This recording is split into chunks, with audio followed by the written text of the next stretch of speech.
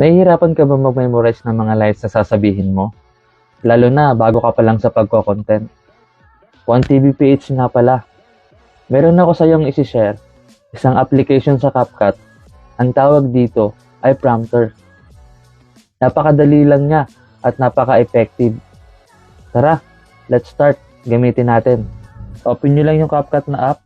Punta kayo sa prompter. Then, mag-start kayo mag-compose dyan sa pen. Magko-compose kayo na sasabihin nyo. Yung settings, dyan kayo mag-adjust ng speed. Then, yung font size, dyan na din. And then, yung color, kung syempre, kung gusto nyo mas matingkad, pwede. Or mas light, para syempre, mas makita nyo siya. Ganito po siya ginagawa. So, basically, lalabas lang din dyan yung mga kinompose nyong lines at babasahin nyo lang siya.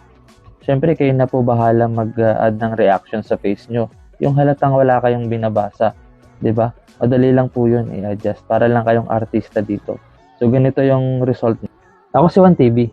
Isa akong content creator. Nais ko itong share sa inyo para malaman nyo na pwede natin gamitin itong app na to para hindi nyo makalimutan ang mga lines or yung mga gusto nyong sabihin. Okay, bye! Sana may natutunan ka, kawan. At kung umabot ka rito, please don't forget to like naman. At kung pwede, i-share mo na rin to at mag-react ka na rin sa video na to. Let's